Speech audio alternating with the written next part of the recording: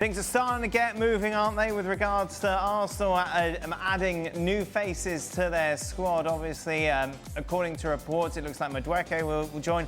But the big one that is getting, obviously, Arsenal fans exciting, Gyökeres making that move from Portugal to England. James, this looks inevitable now. Yeah, there's a sense of momentum behind it now, I would say, that there hasn't been for quite a long time. I mean, we could go back to last summer when they were looking at Benjamin Sesko at Red Bull Leipzig. He was the player they wanted to sign for this position. He ended up signing a new deal, and they decided to wait. In January, they weren't going to do anything. And then, of course, they got those injuries to, well, mainly it was Gabriel Jesus. That was the injury that kind of triggered them to go into the market. They made a late move for Olley Watkins. That was something that was presented to them by Aston Villa. It wasn't something they were looking at.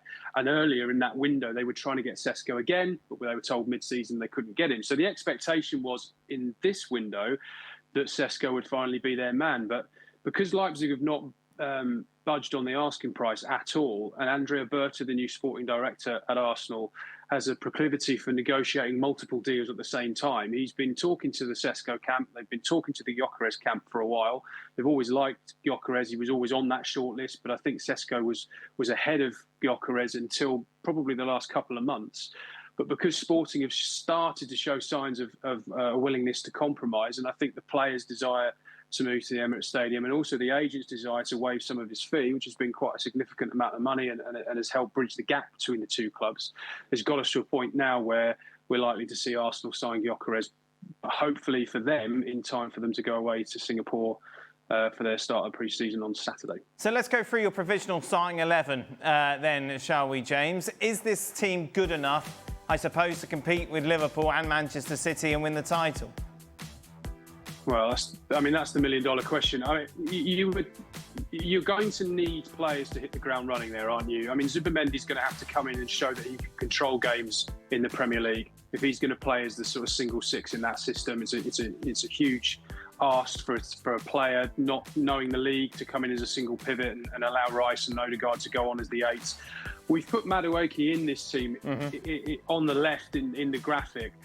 I think that's a difficult one to call because obviously Martinelli's the sort of starter in there, but he's not really kicked on in the last couple of years. And I think Madueke's played, he finished the season with Chelsea on the left-hand side, the domestic season on the left-hand side, shows he can play there. And there are some sort of suggestions that he's coming in as a sort of support for Saka. There's an incredible workload on Saka. They ask him to play every game, every week. And Madueke could sort of swap in for some of those matches. But I don't think Arsenal are in a position where they can pay upwards of £50 million for a squad player, really. I think Madueke's probably coming in to stake a claim and start maybe on that left-hand side. And that, I mean, I have to say, I still think there are more questions than answers. I don't think these players are ready-made solutions. Gyökeres, a goal a game, more or less, for Sporting, 96, 98 and 100 or something like that. You know, an incredible record, but not proven in the Premier League. Madueke, my understanding is that's more of a data-led signing than anything else. I think Arsenal have looked at some of the underlying numbers, not necessarily goals and assists, but more of what he can produce with and without the ball, and they think they can really help him kick on in a way that maybe he hasn't quite done at Chelsea. But again, you're asking a player to improve beyond the levels that we've currently seen. So, look, I like a lot of what they've done, but I think to sort of say, well, it's not as though they've gone and got Alexander Isak to play in that position. You go, okay, wow, all right, fair enough. The guy's proven in the league. You kind of know what you're getting, guaranteed 20 goals minimum. Gyökeres could easily go and do that. But I do think there are more questions than answers at this stage about this group. Don, can Arsenal win the league with that team?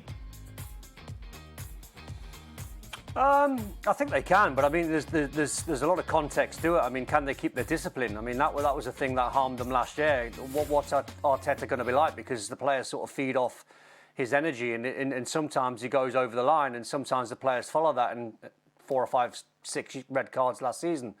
My initial feeling, looking at that 11, my answer is no. But I don't think they'll be a million miles away. I think they'll be close. But I think, you know, when you look at what Liverpool have done with Florian Wirtz and Frimpong and Gyökeres, they're building on top of what they've already got. And Man City have certainly built in the January window and in the summer window. It's going to be tough for Arsenal. My instinct says no. My gut feeling says no. I think they'll be short again.